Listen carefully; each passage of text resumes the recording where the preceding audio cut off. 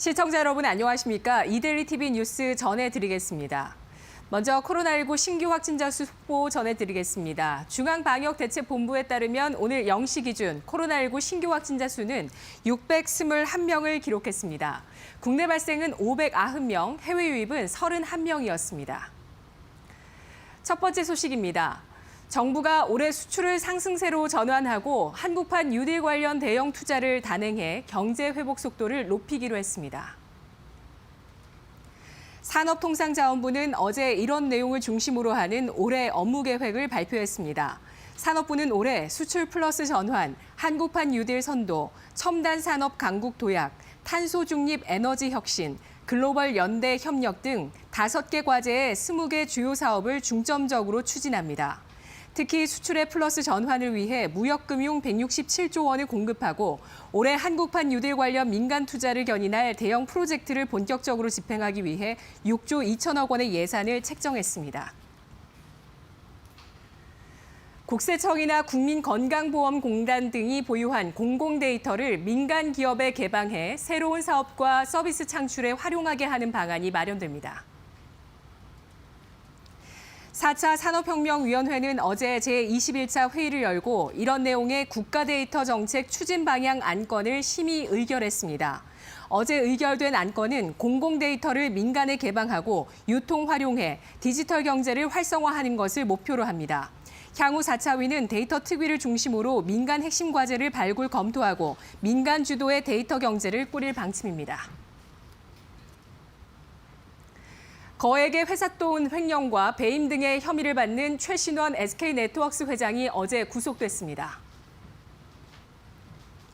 서울중앙지법 원정숙 영장 담당 부장판사는 어제 최 회장을 상대로 구속 전 피의자 신문을 한 뒤 영장을 발부했습니다.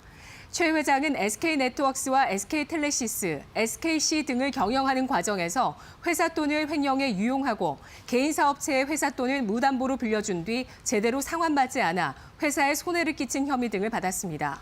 검찰은 2018년 금융정보분석원으로부터 SK네트워크스를 둘러싼 수상한 자금 흐름을 통보받고 장기간 수사한 끝에 최 회장의 혐의를 포착했습니다.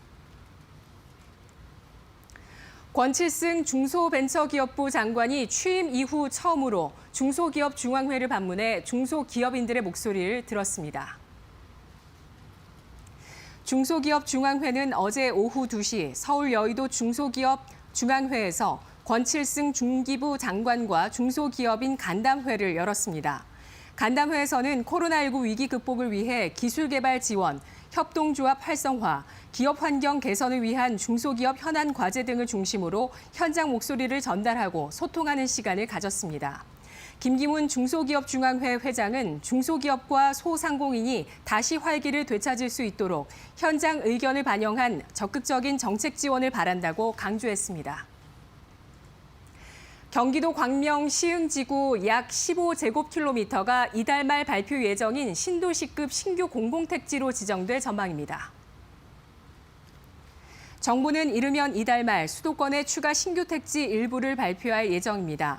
이런 가운데 현재로선 광명 시흥지구가 영순위가 될 것이라는 전망이 제기되고 있습니다. 광명 시흥지구는 광명시 가학동, 학원동 등과 시흥시 과림동, 무진해동 일대에 15제곱킬로미터 규모가 있어 분당 신도시급 크기이기 때문입니다. 윤지혜 부동산 114 수석연구원은 광명 시흥은 30분 안에 서울 도심 접근이 가능한 현재 남은 택지 중 몇 안 되는 대규모 지역이라면서 서울 인근에서 이만한 대규모 택지 지구는 찾기 힘들다고 설명했습니다. 지금까지 이데일리 TV 뉴스였습니다. 이어서 간추린 소식 전해드립니다.